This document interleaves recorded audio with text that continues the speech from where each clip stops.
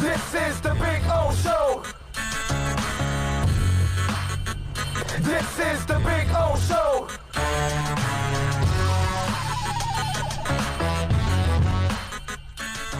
Calabro is here, Steve. Come on down, man. Join us. The casino manager of Hialeah Park. Hey, here I am thinking you're going to take a break, and we're just going to go right into it. We're Hold gonna on. go right here. Let me adjust the camera. He's hanging out here, so he might as well.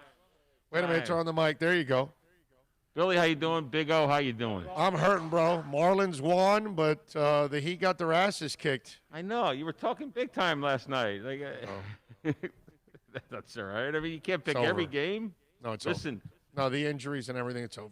It's over. you're sitting in the brass rail, which is a section of the champions, simulcast room. Yes, sir. And we I've got been- the big race this weekend. We got a big race tomorrow. Doors open 11 o'clock, the Preakness. It's really the weird thing to say this, because I don't think you'll ever say this again. It's the final leg of the Triple Crown, I know. which is weird, right? If it's backwards, upside down, whatever you want to do. But it's a Triple Crown. But I want to tell you something. I've been talking to some guys, very important companies and people, and it's preliminary, super preliminary. But I was here this morning with some people, and we really think this room would be really served best. Half simulcast horse racing, half sports book. Are you kidding me? I mean, the guys were here, they were like, are you, that's their words, are you kidding me? This looks like a sports book right now. Right, This exactly. looks like it should be a sports book tomorrow. Right. And it was designed, the far room on that side. the south room will be the sports area. That's the one that you can make. And let me tell you something. How many have you been to Vegas? Sure. Have you Too many times. Have you gone to the Palazzo Sportsbook? Yes, that is The one with the stadium. The stadium, seating? yeah, that's done with So that's done in a joint venture with one of the books, I think. One of the sports. Yeah. Sports betting companies sort of has a piece of that. What do they call it? They got all those killer suites around, but What's the name? It's the Emerald Room or something. It's something. There's a name to it. A little bit, Right. but it's really cool. It's very, very. that's my favorite sports book in I've Vegas. been to a couple of events there. When we go out there every year, and they have. Although this year we did not go. Shocker. Shocker, right?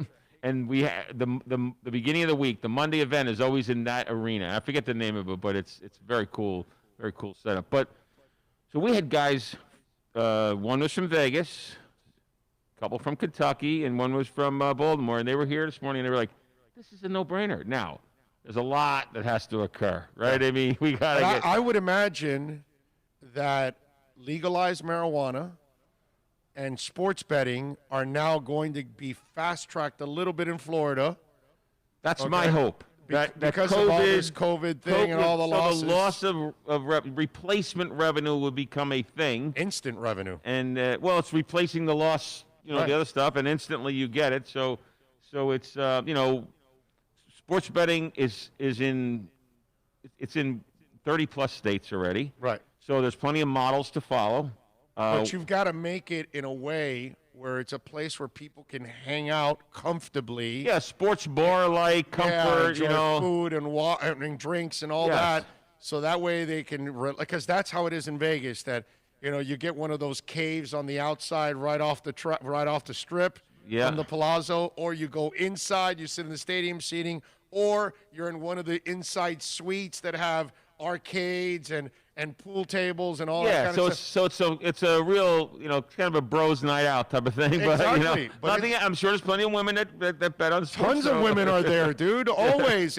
Well, yeah, the smart women that want to hook up with the guys are certainly there. No, but I mean, there are in Vegas when they go, you'll see plenty of women. Plenty of women enjoy that and this would be perfect for it, And so we even have a situation where we're going to be able to have the betting. So where you bet for horses right now, tomorrow, like I said, it's the Preakness. It's 11 o'clock. It's going to be a full day. The same terminals you would use to bet on the third race and bet on a horse and that and the fourth race and fifth race, all you have to do is hit another icon, and it's a sports bet. Right. It's the same hardware. You just connect. You have to add the sports betting software. So it's really a perfect marriage for us. So you would be Think about it. I mean, we were sitting here now. Listen, I'm 11 games over 500 in the NBA playoffs. So you would be. I'd be killing it right now because I am killing it. You'd be flush, as they say. You'd be very flush. Your wallet would be flush. I didn't win last night, but yeah. Well, you can't win every time. Come on, if you win 70% of the time, you're killing it. I know. 60%, you're probably killing it. You know, in sports betting. So I mean, 60% is probably pretty tough. Yeah. 60. If you win 60% of your bets, you should go into another business. Stay with the radio DJ, but you should add another business to it, and that's they have those guys where give you tips, the hot tip, Big O's hot tips, because if you can give 60%, man, you do pretty well in the tip business. So we're 38-27-2. What's the percentage? 38-27-2, Bill. Like do your that's math. Better than 60%. Yeah, it should be. 38-27. Way better than 60%. Yeah, what's the percentage exactly, Bill? The common denominator is 9. That would be 36, 4, and it's 3. It's probably about 15%. You're better than 15%. 15? It's 57%, actually. Oh, 57%. The difference of 15. 57. Let me tell you something. You can make a living. Yeah. No, not just wagering. I'm talking giving hot tips. Oh, okay. Look, I'm just on a hot roll. I don't know if I can have the hot tips, but right now we've been on a hot roll throughout the playoffs. Listen, Big O, you don't realize how much knowledge is in that brain of yours, and then there's also some. It's not just sports knowledge, but it's like a feel. There's a lot of useless knowledge too. Well, there's a lot of useless data. It's really my brain is full of mostly useless knowledge. You're looking at somebody with a lot of useless data. Because my wife always like. Where'd you get that? What do you know that for? What's wrong with you? Why did I marry you? Just a vat of useless, worthless knowledge. But some of that data can be translated into valuable information when making a sports wager. There's just a little bit of a trinket here and there. Oh, you know what? The weather's going to be crappy, or someone got hurt, or that every time that team goes to, whatever the scenario is, but every time the Dolphins go to Buffalo, they freak out or something like that. There's things that are trends, and you probably are familiar with way more than you think. On night, so you could have a little business. At night, on a grass field, after a loss, after a rain the day before. He has it in his head. Blah, blah, yeah. By the way, speaking of that, I talked about this earlier since this is something that you and your son would be interested in. I'm an enormous Carson Wentz fan. Okay. He has lost all his confidence from all the injuries and everything that's happened to him. He's shot. He is no longer. He's not the same athlete. He's no longer got the juice right now, bro. I don't know if he can find it. I think he can. I gave the example of Kurt Warner.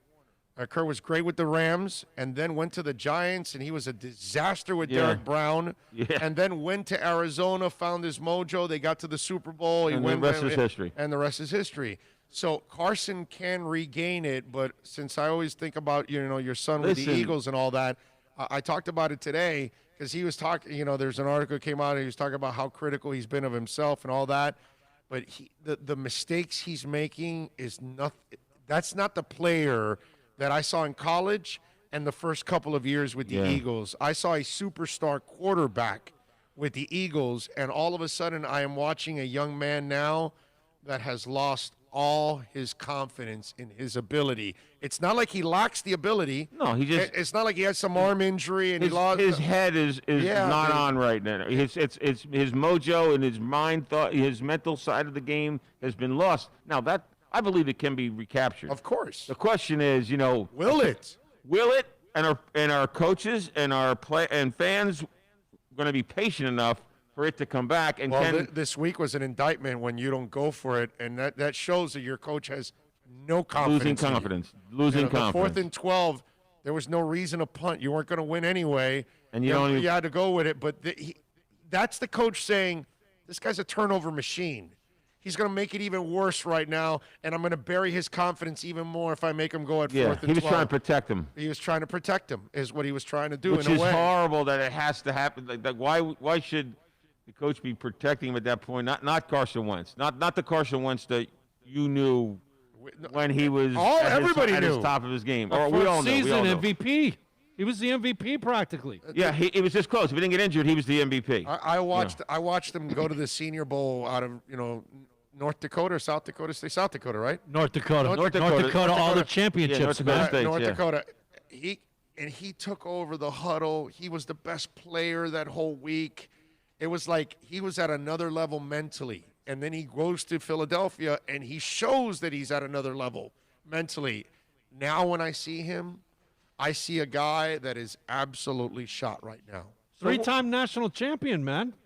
Division II, right? Yes. So I can man. tell you, which is quite an accomplishment, especially when you do it consecutive years. But so do you think it is, I'm going to give you three choices here. Do you think it is, he's got the big contract, he's got the money? No, he's not wired like that. Or is it the injury, is in the renting space in his head, or is it a combination of both? No, he's not a materialistic. I don't think it has anything to do that you gave him the money and he stopped working.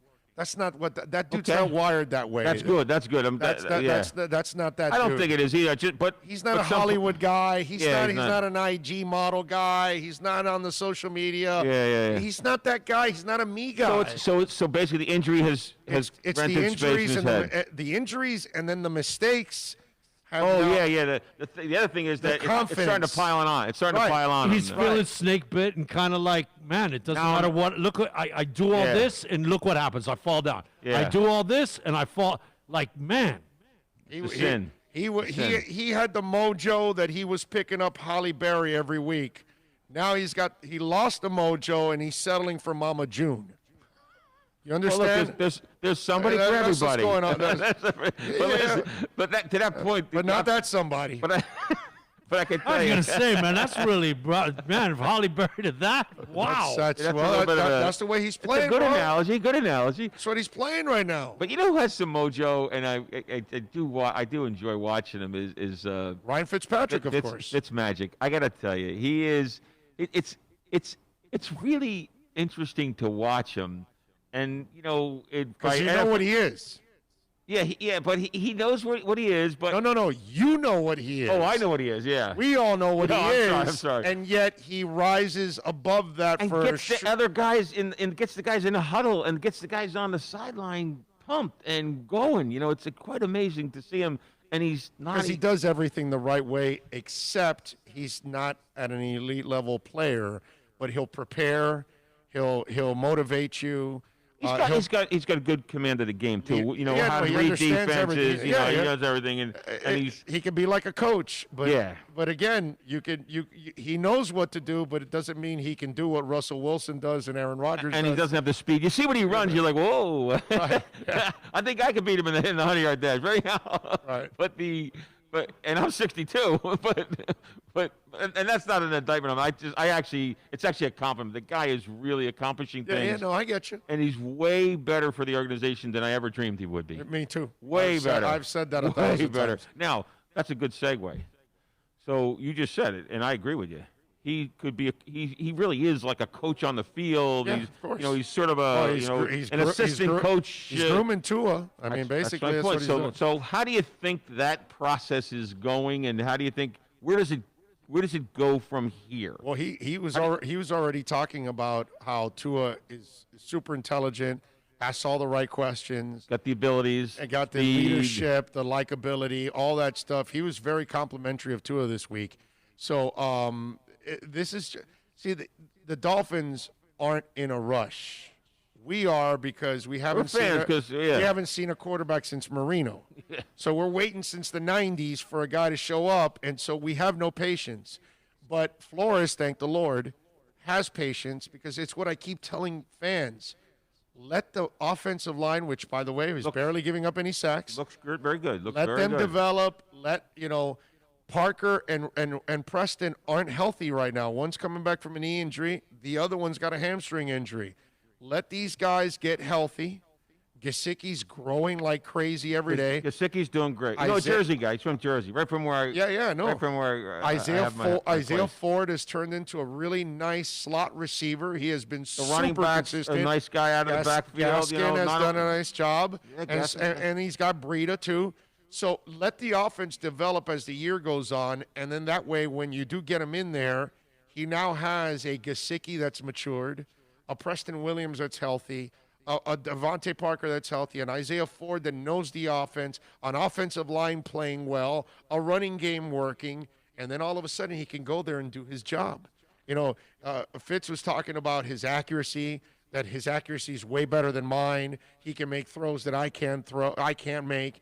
So he was super complimentary of the kid. I did hear that. But again, it's just a matter of the growing process. So when do you think he gets in the game?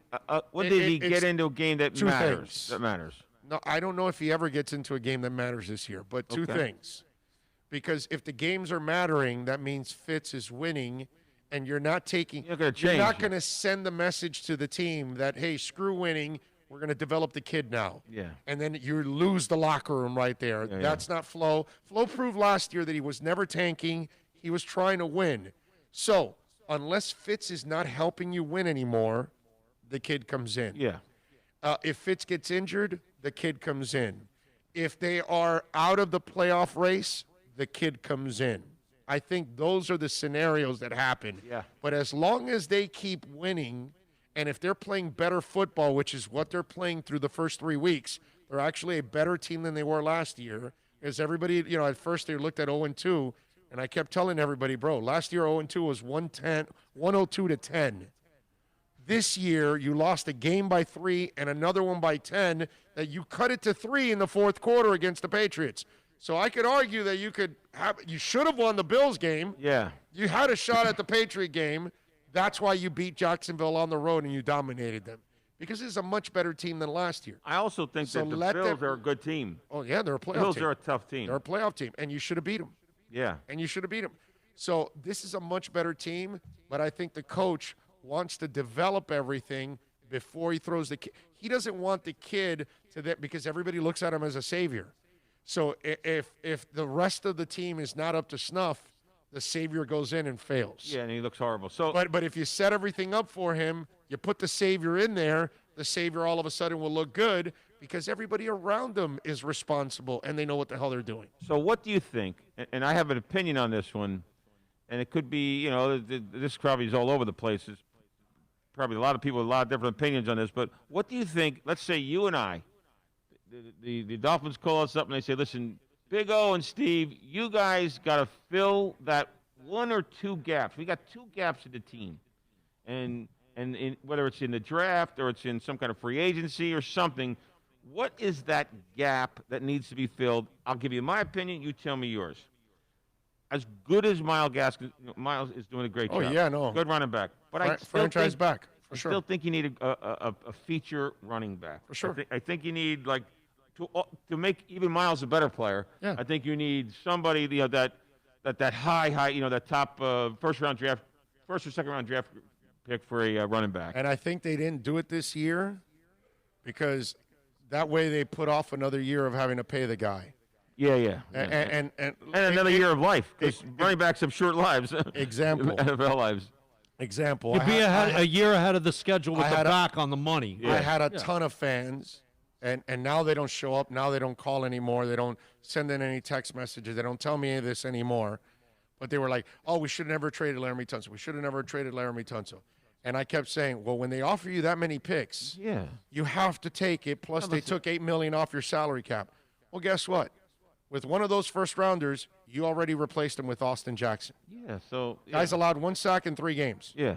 And Laramie Tunsil, one sack in 3 games. And that's an important setup for the whole future of the offensive. So now they have another first and second rounder to play with because of Laramie Tunsil. And Houston just paid Laramie Tunsil.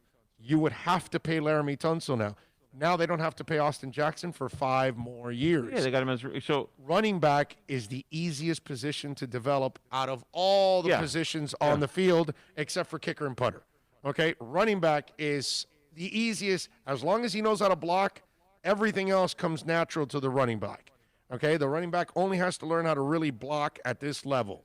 If he does that, you're done. So, why are we going to pay for a running back but next year and he's already putting the clock in for the next contract and we're developing the team. But what you're saying is this draft is a running back or in free agent, probably in the draft. In the draft, in the year 3. I also believe that there needs to be a third receiver. Oh, yeah. Preston's good. He's great. But there was, there's. He's coming back from a knee injury, so. No, I get it. But even before he was injured, he's a very good receiver, but I don't know. And even Devontae, Devontae has moments of grandeur. It's amazing. And then sometimes you're like, I don't know. So you need. Yeah. Great teams have. There's two receivers that start, but there's 3 solid receivers. That slot guy and the 2 wide receivers.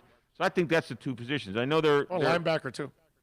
Well, linebacker. They're not special at linebacker. Yeah, they're not. So they're going to need and Kyle Van Noy is here for a couple of years only to kind of help. So what do you do if you have you need to run? You need to run. They got like 11 picks next. Let's say you go 8-8. Let's say you go 8-8. They got like 11 picks next year. They're fine. So you're going to pick them next year. Yeah. They got like 11 What do you picks. pick first? Well, that depends on the draft. No, it's too early right now. I can't get into that. I got to wait till the season's played out.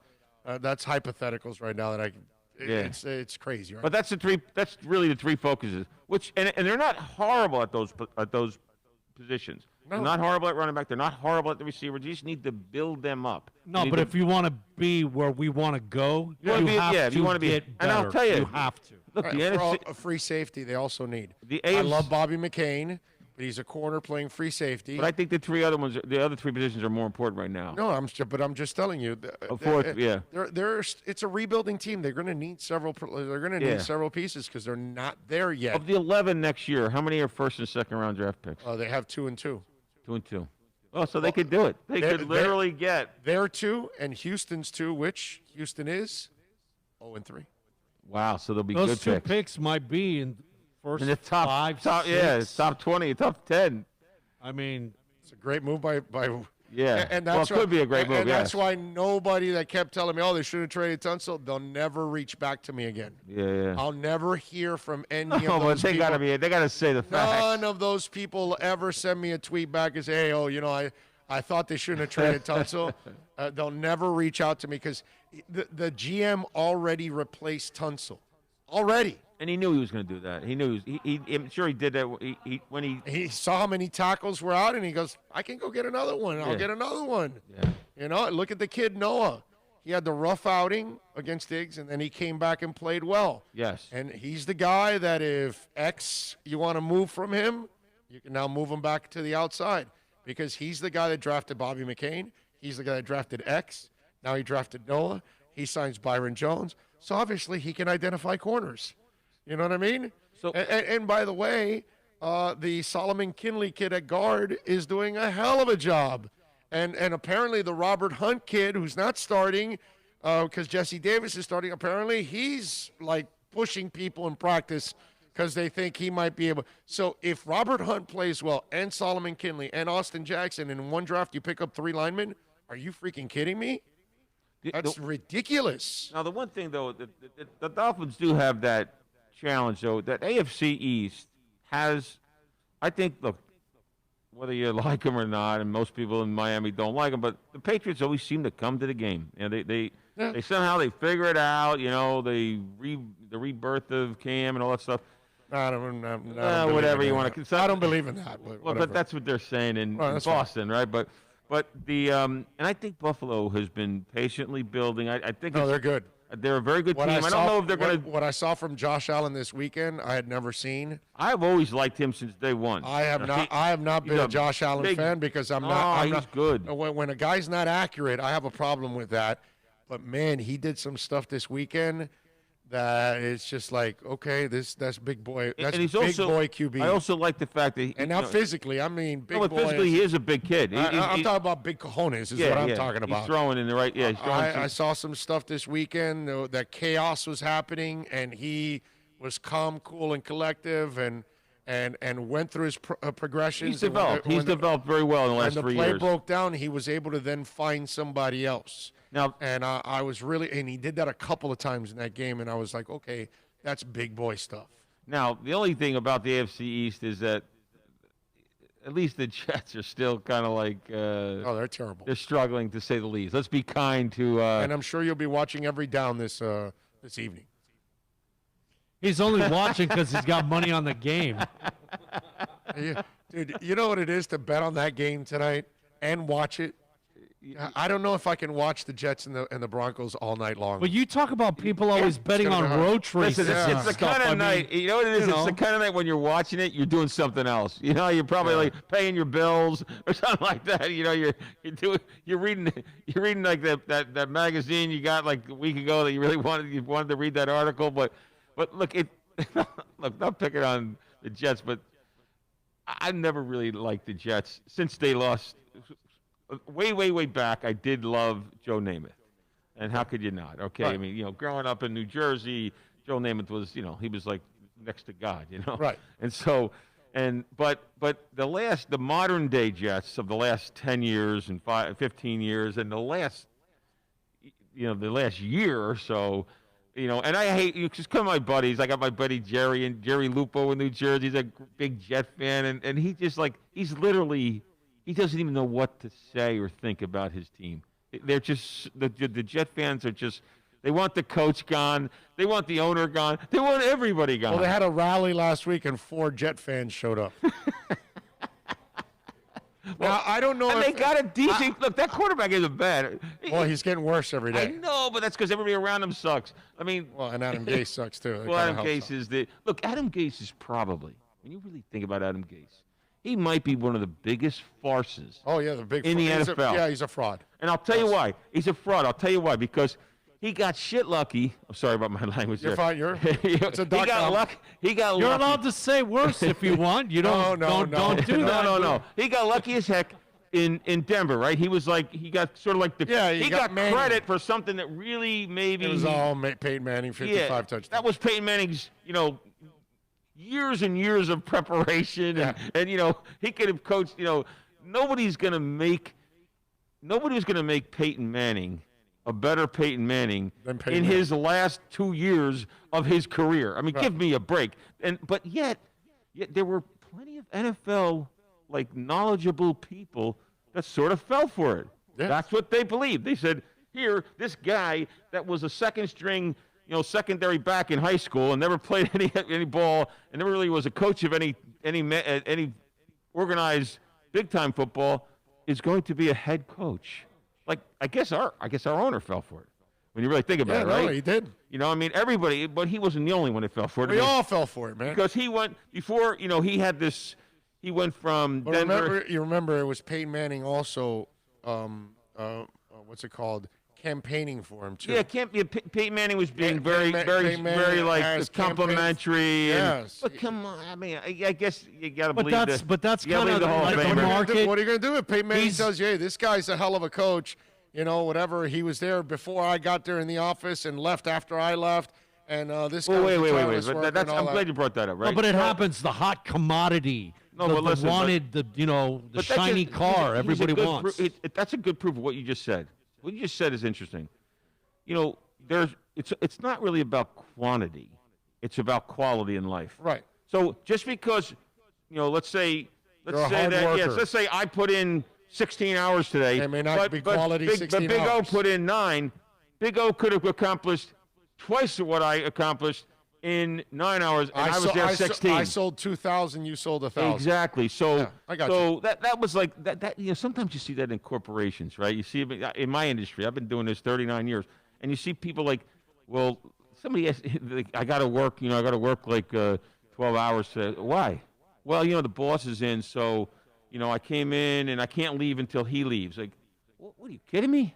This is about performance. Right. It's about production. It's about what you add to the team or to the company. So I think Adam Gase is really all about that. Just because he works long hours, doesn't mean that he's a great coach. It really, at this point in time, he's had plenty of years as a coach, and it's about what have you produced. And basically, he has shown that he is a below 500 coach. It's terrible. And horrific in the locker room. Relationship. Yeah, no, he's not a people person, which he's one of the worst. Coaching is by nature. You have to relate with people. Toast. The whole. Think about the definition of coach. Yeah. Not football. I coach. You help. You just. Well, that's what he's supposed to do. But you have. That's the skill you're supposed to have when you're coaching, especially when you're coaching high-paid, highly skilled athletes. These are. There's a certain skill you have to have in terms of communicating with them and respecting them. Yeah. You know, and so anyhow, so I've never really been a big fan of Adam Gase. I feel bad for my buddies up in Jersey. There's 4 or 5 of them are Jet fans.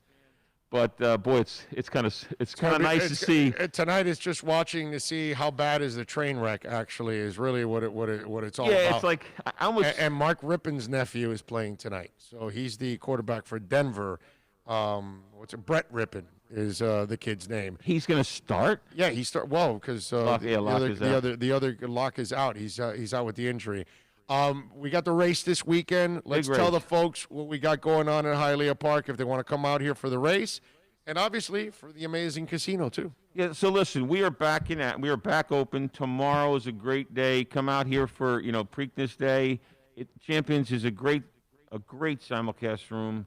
We have well over 100 televisions in here. This is going to be a really, really, really nice setup in terms of place to watch the Preakness. Yeah, there'll be a buzz here tomorrow. Now, keep in mind, and we've experienced this over the last few weeks when we hadn't had, even when there's no big races going on. It's still a really nice crowd. It's a great place to bet. You can, we have all the major tracks, the New York tracks, the California tracks. We looked when we select it. We're doing it a little differently now. We're picking the top 20 tracks that have handles. So this is, we're only, there's like 40 or 50 tracks you could pick from the country, but the top 20 are really what 99% of the people want. Once again, it's quality. So that's in simulcast. Don't forget our poker. I want to tell you something about our poker too. Starting October 1st, we have today we have notched it up. Every day, we make sure that every day there's a good, solid, high-hand promotion. In the morning, we have a separate promotion from 9 to 12. Our high hands start at 1.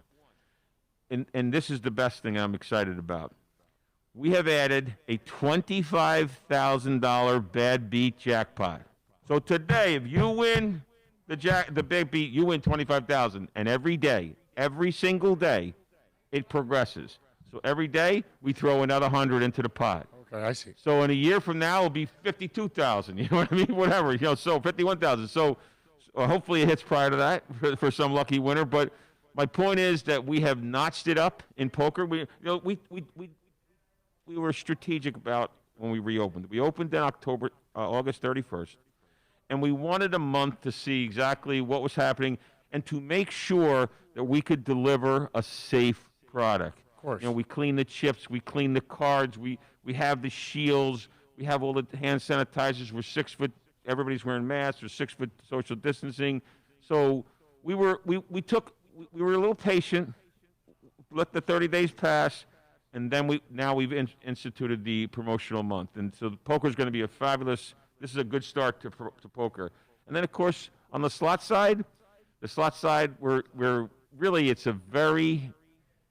been fantastic, and the customers are loving it. Now, we haven't been able to do, because we're not allowed to yet, the big car giveaways and stuff like that on the slot floor, but we will in the future.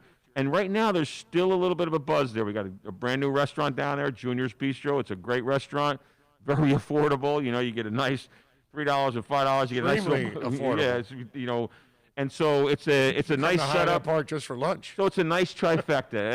If I can bring it back to racing, it's a nice trifecta. The slot room is fantastic. The poker room, we've notched it up in promos, and tomorrow is going to be a great day. And also, there's a lot. This is just a good day. We are open. I want to announce this too because it's a little bit of a change.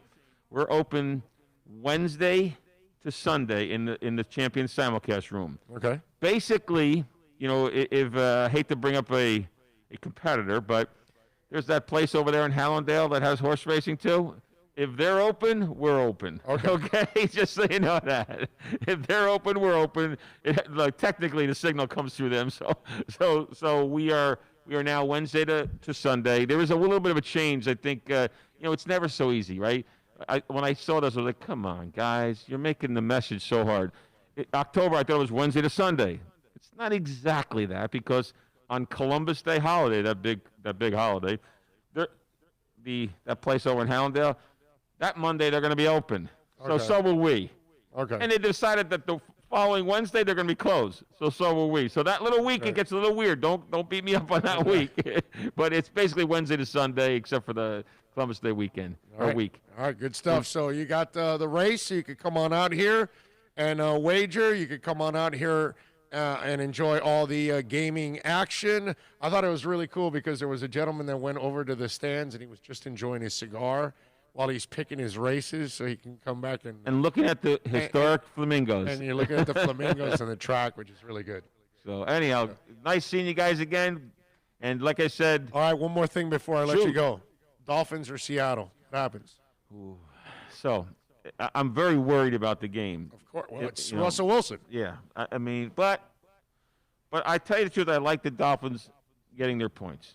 I do like the Dolphins. It's up to 7. Yeah, I like the amount of points. Started out at like 6 or 5.5, or 6 or 6.5, and now that it's at 7, I do like that. Hopefully it goes to 7.5, and I'm loving it.